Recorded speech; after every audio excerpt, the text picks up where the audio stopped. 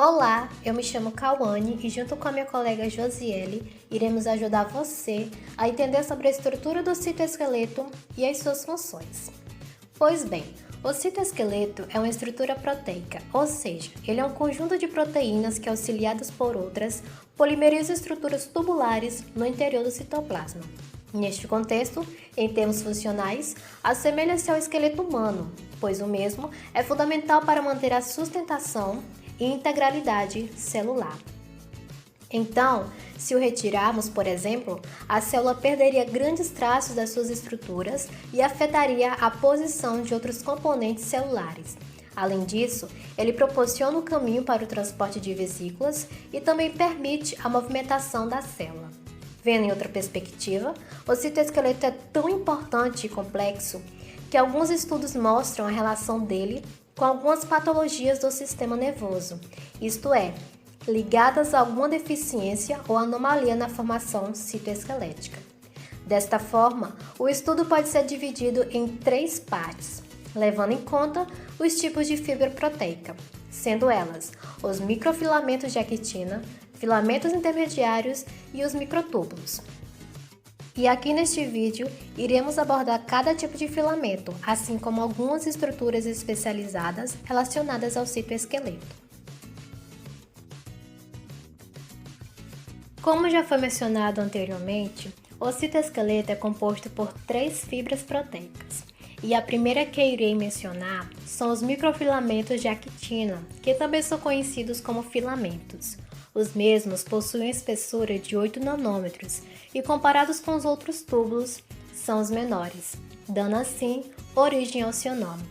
E um aspecto muito importante é que eles possuem 2 terminais diferentes em suas estruturas, servindo assim como caminho para as proteínas chamadas de miosina, presente nas células.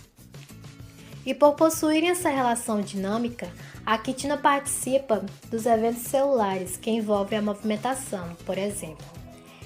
E deixando claro que as mesmas também são encontradas nas células musculares, locais pelos quais formam os sarcômeros. Os filamentos de actina, por sua vez, possuem um papel muito importante na estrutura das células. Geralmente são encontrados no citoplasma, dando forma a elas. Em seguida, temos a segunda fibra proteica, que são chamados filamentos intermediários, que são compostos por proteínas fibrosas, como por exemplo a queratina. Eles são permanentes e atuam essencialmente na estrutura das células, e além de cumprir este papel, eles ancoram as mesmas e outras organelas em seus lugares. Dando continuidade, essa estrutura filamentar é extremamente importante para a resistência celular, principalmente nos eucariontes. Um fato importante é que, assim como os microfilamentos, eles recebem a denominação de intermediários por possuírem um diâmetro de 10 nanômetros, ou seja, a média entre os microfilamentos e os microtúbulos, que serão abordados posteriormente. Em forma de corda, eles sustentam a célula, são estáveis e geram uma alta resistência à tração. Eles possuem função estrutural e não relacionada ao movimento, diferentemente do que é notável nos outros filamentos. Além disso, cada tipo de tecido possui um filamento intermediário com um tipo de proteína. Como exemplo, as células epiteliais apresentam a queratina, as células musculares apresentam a desmina e os neurônios a periferina. Prosseguindo, abordaremos agora a terceira fibra proteica, que compõe o citoesqueleto, os microtúbulos. Estes são formados através da polimerização de uma proteína chamada tubulina. Subunidades alfa e beta dessa proteína se juntam para formar os dímeros, e estes ligam-se uns aos outros. Então, o microtúbulo, quando apresentado em corte transversal, mostra notavelmente que sua parede é constituída por um anel com 13 dímeros, também chamados de protofilamentos, que interligam-se fazendo com que sua morfologia se assemelhe a um cilindro oco. Medem em média 25 nanômetros de diâmetro. Por apresentar extremidades diferentes, eles possuem uma extremidade positiva e outra negativa. A polimerização ou despolimerização é um processo que demanda energia e ocorre em velocidades diferentes nas extremidades dos microtúbulos. Por exemplo, A extremidade positiva tem mais tendência a se polimerizar e aponta para a periferia da célula ou da membrana plasmática. Já a extremidade negativa tem mais tendência a se despolimerizar. Esses processos de polimerização e despolimerização acontecem constantemente a partir do centrosomo. Os microtúbulos também apresentam várias funções, podendo auxiliar como o principal componente do aparelho mitótico na organização dos cromossomos, na manutenção da forma e na estruturação da célula, ancoragem das organelas citoplasmáticas, criação de força motriz, na formação de parede celular, na movimentação intracelular, diferenciação celular, entre outras funções. Eles também participam da constituição de algumas estruturas, como os centríolos, o fuso mitótico, cílios e flagelos, onde os microtúbulos dos cílios e flagelos são estáveis e os do fuso mitótico são fracos.